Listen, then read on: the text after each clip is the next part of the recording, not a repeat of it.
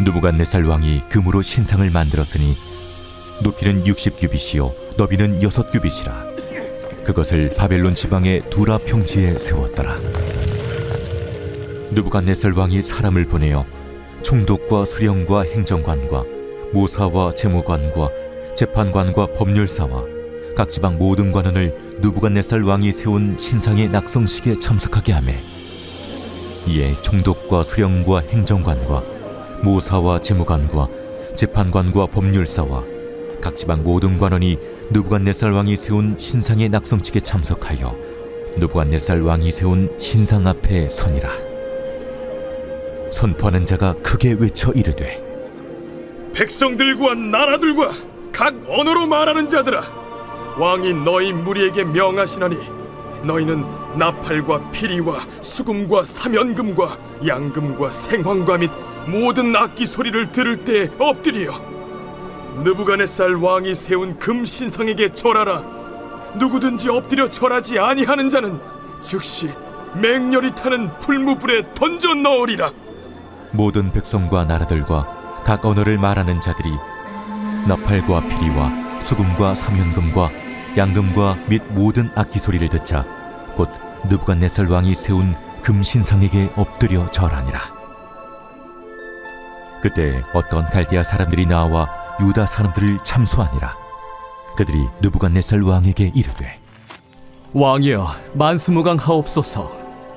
왕이여, 왕이 명령을 내리사 모든 사람이 나팔과 피리와 수금과 사면금과 양금과 생황과 및 모든 악기 소리를 듣거든 엎드려 금 신상에게 절할 것이라. 누구든지 엎드려 절하지 아니하는 자는 맹렬히 타는 풀무불 가운데 던져 넣음을 당하리라 하지 아니하셨나이까.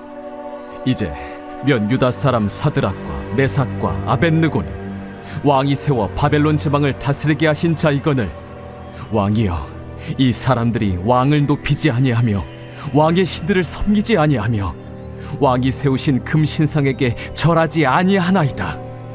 느부갓네살 왕이 노하고 분하여 사드락과 메삭과 아벳느고를 끌어오라 말하며 드디어 그 사람들을 왕이 앞으로 끌어온지라. 느부갓네살이 그들에게 물어 이르되, 사드락, 메삭, 아벳느고야, 너희가 내 신을 섬기지 아니하며 내가 세운 금 신상에게 절하지 아니한다 하니 사실이냐?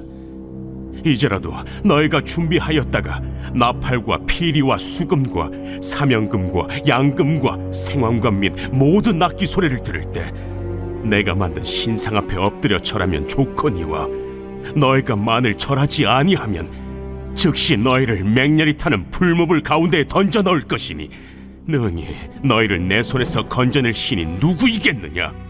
사드락과 메삭과 아벳느고가 왕에게 대답하여 이르되, 느부갓네살이여, 우리가 이 일에 대하여 왕에게 대답할 필요가 없나이다. 왕이여, 우리가 섬기는 하나님이 계시다면 우리를 맹렬히 타는 풀무불 가운데서 능히 건져내시겠고 왕의 손에서도 건져내시리이다. 그렇게 하지 아니하실지라도 왕이여, 우리가 왕의 신들을 섬기지도 아니하고 왕이 세우신 금 신상에게 절하지도 아니할 줄을 아옵소서. 어제 우리는 다니엘의 이 꿈 해석을 통해서 예수 그리스도로부터 시작된 하나님의 나라가 이 온 세계에 가득 채워질 것임을 알게 되었습니다. 하나님의 말씀의 성취는 어떤 일이 일어나더라도 무조건 성취됩니다. 그 증거가 바로 이곳에 모여 예배하는 우리입니다. 하나님께서 이 땅 가운데 예수님을 보내주셨고 예수님을 믿는 믿음으로 하나님을 경배하며 예배하는 하나님 나라 백성들이 지금도 온 세계 곳곳에서 계속해서 늘어나고 있습니다. 하나님의 말씀은 이 현재 진행형입니다.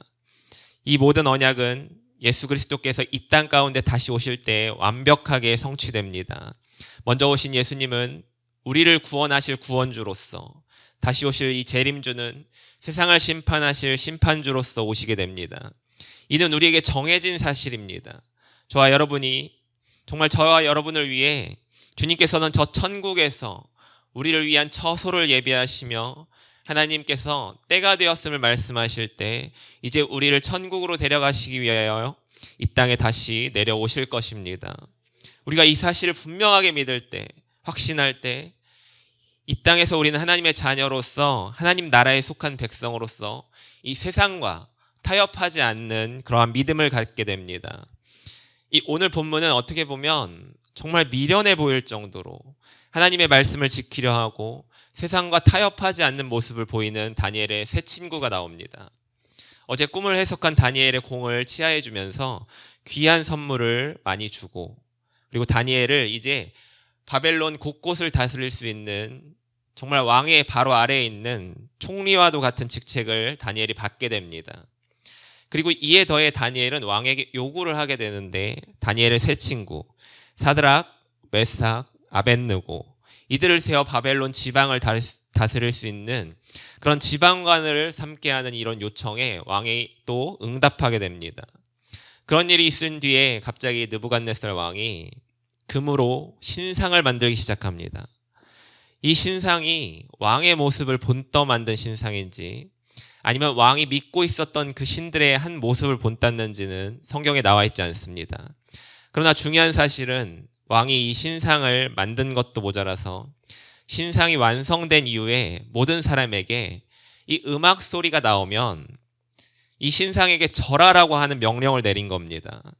게다가 절하지 않는 자에게 맹렬히 타는 이 풀무불에 던져 넣겠다고 왕은 이야기했습니다. 그런데 이때 갈대아 사람들, 즉 바벨론 사람들이 나와서 유다 사람들을 고발합니다. 고발의 내용인즉 이렇습니다. 왕이 금신상을 세워서 절하게 했지만 유다 사람들, 즉 사드락, 메삭과 아벳느고는 절하지 않는다라고 하는 겁니다. 그러니 이들을 처벌해달라고 왕에게 이 세 명을 참소하는 겁니다. 이 갈대아 사람이 이렇게 고발할 수 있었던 이유가 무엇입니까? 이들은 다니엘의 세 친구들을 향해 시기의 마음을 가지고 있었고, 이에 더해 이들이 어떻게 하고 있는지를 지켜봤다라고 하는 겁니다. 앞서 다니엘의 요청으로 친구들이 각 지방의 지방관으로 임명되었었는데, 어떻게 보면 이 바벨론 사람들의 눈에 보이기에 이 세 친구들은 낙하산 인사와도 같습니다. 그렇게 이들을 바라보는 눈빛이 탐탁치 않았고, 게다가 이 친구들은 토라, 즉 율법을 따라서 살아가며 이들과 타협하지 않는 삶을 살았기에 바벨론에서 이 통용되는 관습을 따르지도 않았습니다. 그렇게 바벨론인들에게 이들의 존재는 입안의 가시와도 같은 껄끄러운 존재가 되었고, 게다가 포로 출신이었음에도 불구하고 왕의 환심을 사서 자기들 위해 군림하는 사람으로 이들은 보았다는 겁니다. 저와 여러분이 이 세상 가운데 하나님의 말씀을 지킨다고 하는 건 어떻게 보면 세상과 섞이지 않는 물과 기름처럼 그들과 동떨어진 삶을 살아가야 함을 의미합니다. 세상에서 통용되는, 그렇지만 하나님의 말씀과는 반대되는 그런 것들을 보면서 하나님의 말씀을 지키고자, 그렇게 살아가고자 하는 나에게 세상은 끊임없이 협박과 회유를 합니다. 그리고 세상은 계속해서 나를 지켜보면서 나에게 어떤 흠잡을 만한 모습이 없나, 그렇게 계속해서 지켜보고 어디 한번 자라나 보자, 이런 눈초리로 우리를 쳐다보는 것이 현실입니다. 술자리에서 술 마시지 않고 이 정결함을 지키고자 하는 나에게 직장 상사가 와서 다들 마시는데 왜 자네는 마시지 않나? 분위기 좀 맞춰줄 수 없나? 내가 자네 인사평가 대상자인 건 알고 있나? 한 잔만 받게. 내가 더 이상은 권하지 않겠네. 그렇게 나를 회유하고 협박하기도 하고, 믿지 않는 가정에서 나 혼자 믿을 때 너는 왜 그렇게 유별나게 예수를 믿느냐? 나도 예수 믿는 사람들 다 만나봤지만 너처럼 그렇게 유별나게 믿지는 않는다. 매주 가는 교회 한 번 빠지면 하늘이 무너지냐, 아니면 천벌이 떨어지냐, 너네 하나님은 그런 거 한번 봐주시지 않는 분이냐, 이런 말을 하기도 하고, 너 교회만 가면 집에서 내쫓을 거니까 그렇게 알아라. 한 번만 더 가면 이제 나랑 더 이상 만날 생각하지 마라. 이번에 친척 모임이 있는데 네가 며느리로서 할 도리를 다 해야 되지 않냐. 이번엔 절대 빠지면 안 된다. 빠지면 우리 어머니 다시는 너 안 보신다고 하신다. 이런 말들 속에서 하나님께서 지키라고 말씀하신 주일 그리고 예배를 지켜나가기란 정말 너무도 힘든 일입니다. 이들의 온갖 회유와 협박을 이겨내기란 여러분, 그 안에서 나의 믿음을 지켜내기란 정말 어려운 일입니다. 그리고 믿지 않는 사람들 속에서 내가 믿음의 사람으로서 누구보다 잘 해내야 한다라는 이런 부담감, 이 또한 말로 다할 수가 없을 정도입니다. 이와 같은 상황 속에서 이 바벨론인들의 참소를 받은 다니엘의 세 친구가 이제 왕 앞에 불려갑니다. 왕은 노하고 분하여 이들을 향해 다시 한번 말합니다. 너희가 내가 만든 신상에 절하지 않는다는 것이 사실이냐? 그렇다면 내가 다시 한번 이 악기 소리를 낼 테니 그때라도 너희가 절하면 너희는 살겠지만 절하지 않는다면 내가 반드시 너를 저 풀무불 속에 던져버릴 것이다. 그리고 왕 앞에서, 그리고 모든 사람들이 보는 앞에서 왕은 최후 통첩을 합니다. 이 긴장되는 순간 이 사드락, 메삭, 아벳느고는 망설이지 않고 대답합니다. 왕이여, 이는 대답할 필요도 없는 일이라고. 우리 하나님께서 계시다면 이 풀무불 가운데서도 능히 구원하시고 왕의 손에서도 능히 구원하실 것이라고. 만일 그렇게 하지 않으시더라도 내가 왕이 섬기는 신과 이 왕에게 절할 일은 없을 거라고, 이 금신상에게 절할 일은 없을 거라고 대답합니다. 여러분, 이들의 믿음이 얼마나 대단합니까? 어떻게 보면 미련하고 바보스럽고 또 멍청해 보일 수도 있는 믿음입니다. 그냥 한번 절하고 살아난 이후에 더 많은 일들을 할 수도 있는 거 아닙니까? 그리고 몸은 절하더라도 마음으로는 절하지 않았으니 나는 실제 절은 한 건 아니야 라고 말할 수도 있지 않겠습니까? 그것도 아니면 왕과 타협해서 왕만 보는 곳에서, 사람들이 보지 않는 곳에서 절 한번 하고 끝날 수도 있는 일이 아닙니까? 하지만 이들은 그렇게 하지 않았습니다. 자기의 신앙을 위해서, 믿음을 위해서 정말 타협하지 않는 모습을 보여줍니다. 여러분, 하나님께서 주목하여 보시는 사람은 바로 이런 사람들입니다. 세상 가운데 유명하고 높은 위치에 있고 정말 사람들에게 기억되는 사람이 아니라 하나님의 자녀로 살아가기로 결단하고 또 그렇게 살아가기 위해 최선의 노력을 다하는 사람을 하나님은 주목하여 보시고 그런 믿음을 가진 사람을 하나님은 기억하십니다. 여러분, 세상은 계속해서 우리를 바벨론화 시키기 위해서 최선을 다합니다. 우리에게 한 번만 타협하라고, 한 번만 고개를 숙이라고, 한 번만 다들 하는 대로 그냥 하라고 그렇게 회유하고 협박합니다. 이런 상황에서 여러분들이 하나님을 향한 믿음을, 그 신실함을, 그 정결함을, 그 순결함을 지켜나간다는 건 결코 쉽지 않은 일입니다. 그러나 우리는 사람이 아니라 하나님 앞에 순종해야 합니다. 사람의 눈치를 보는 것이 아니라 우리는 하나님의 눈치를 봐야 합니다. 사람들의 시선을 생각하고 위축되는 것이 아니라 하나님께서 나를 지켜보고 계심을 기억하고 세상 앞에 당당하게 마주해야 합니다. 우리가 무엇이 부끄럽고 우리가 무엇이 두렵습니까? 전능하신 하나님께서 나와 함께 해주시고 나를 너무도 사랑하신다는 이 사실을 깨닫는다면 저들의 타협안은 결코 받아들일 수가 없는 일입니다. 하나님께서는 이 내 안에 있는 이 예수님을 믿는 믿음을 보시고 나의 구원을 결정하시는 분입니다. 나중에 우리 성도님들께서 하나님 앞에 서게 된다면 무엇으로 구원받을 수 있습니까? 바로 내 안에 있는 이 예수님을 믿는 믿음을 통해서 구원을 받는 겁니다.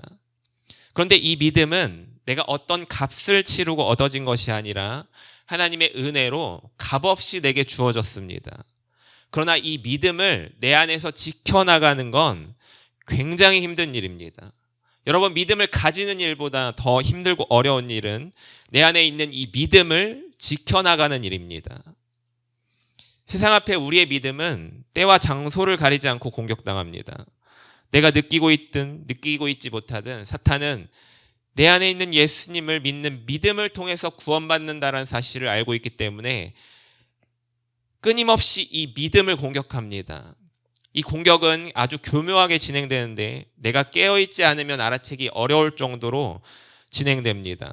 마태복음 7장 15절에 거짓 선지자들을 삼가라, 양의 옷을 입고 너희에게 나오나 속에는 노략질하는 일이라.